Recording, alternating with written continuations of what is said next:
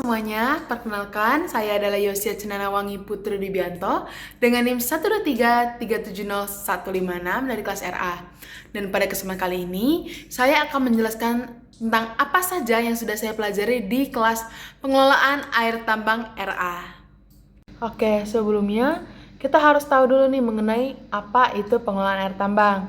Jadi, pengelolaan air tambang sendiri merupakan upaya sistematis kita untuk mengenali kualitas atau jumlah dan juga kualitas air yang ada atau masuk ke dalam area pertambangan agar tidak mengganggu operasional tambang dan tidak mencemari lingkungan.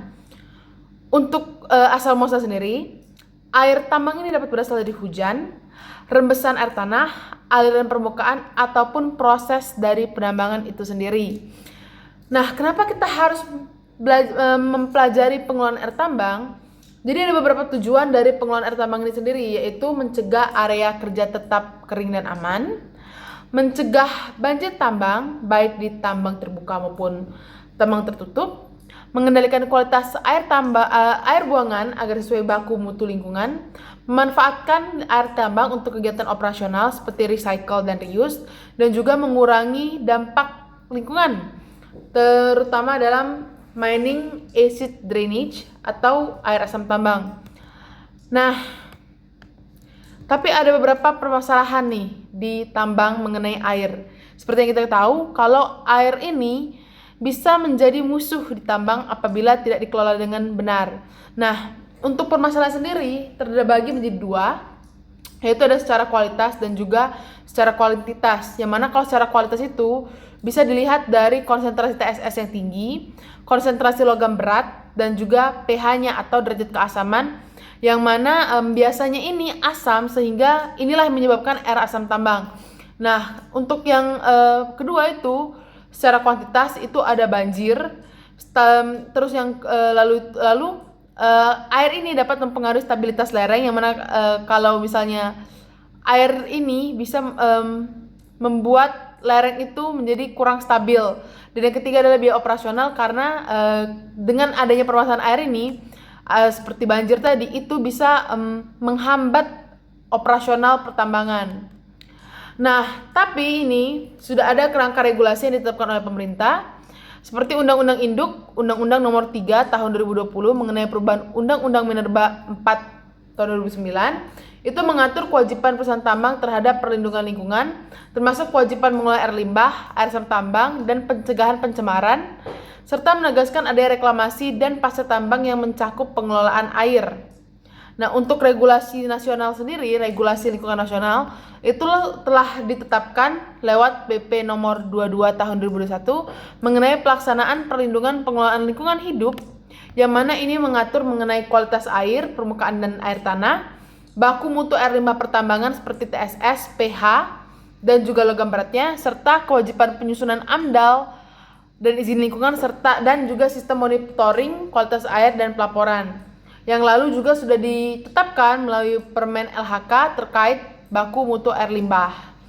Nah, untuk parameter sendiri itu ada di pH-nya itu 6-9. Untuk pada suspensinya pun itu di angka 200 mg per liter untuk penambangan dan juga 50 untuk pengolahan. Nah, untuk kandungan besi Fe itu di penambangan itu 5 mg per liter dan juga sama di pengolahan 5 mg per liter, dan untuk mangan itu 1 mg per liter di masing-masing penambangan dan pengolahan. Nah, di kelas pengelolaan air tambang juga saya mempelajari mengenai hidrologi dan hidrogeologi tambang, yang mana hidrologi ini adalah ilmu yang mempelajari mengenai pergerakan, distribusi, dan sifat air permukaan seperti hujan, aliran sungai, limpasan atau runoff, dan juga evaporasi. Sedangkan hidrogeologi ini merupakan ilmu yang mempelajari mengenai pergerakan dan distribusi air tanah di bawah permukaan. Apa saja peran hidrologi dalam pengelolaan air tambang? Nah, yang pertama itu adalah analisis curah hujan, yang mana analisis curah hujan ini dilakukan untuk menentukan intensitas hujan, frekuensi dan hujan ekstrim, yang kemudian itu dipakai untuk desain kapasitas saluran, kolam pengendapan, dan sistem drainase. Yang kedua, Peran dari hidrologi ini adalah untuk perhitungan limpasan permukaan, yang mana dia menghitung berapa banyak air hujan yang mengalir menuju area tambang dan dipengaruhi oleh lereng, jenis tanah, vegetasi, dan luas catchment. Lalu ada juga pengaturan aliran permukaan. Seperti dari hidrologi ini kita bisa menentukan desain parit kelilingnya dan juga desain T-sering, check dam, dan kolam pengendapan. Dan terakhir itu untuk sebagai kita tahu erosi dan sedimentasinya, yang mana hidrologi ini dapat digunakan untuk memprediksi laju erosi pada lereng dan mencegah sedimentasi berlebihan ke kolam kritis atau sungai. Sedangkan untuk peran hidrogeologi sendiri itu sebagai sistem aquifer, yang mana kita dapat menentukan jenis aquifer dan penting untuk mengetahui dari mana air tanah masuk ke lubang tambang. Lalu untuk mengetahui ground water flow atau aliran air tanah, yang mana menggambarkan arah dan kecepatan aliran air tanah, dan ini digunakan untuk menentukan lokasi sumur di watering. Lalu muka air tanah atau water table, yang mana muka air tanah atau water table ini itu digunakan, maksudnya kita mengetahui ini itu supaya kita bisa menentukan kedalaman dan fluktuasi muka air tanah, yang mana kalau tidak dikelola, air tanah ini bisa merembes ke pit dan menyebabkan banjir tambang.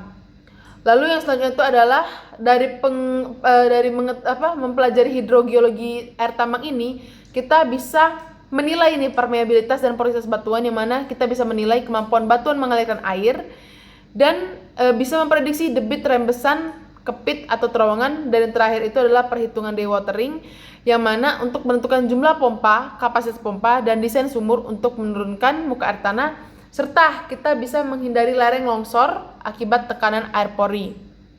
Intinya, hidrogeologi itu fokus pada air dalam tanah, sedangkan hidrologi itu dia itu lebih terfokuskan ke air di atas permukaan tanah. Oke. Sekian dari saya, terima kasih.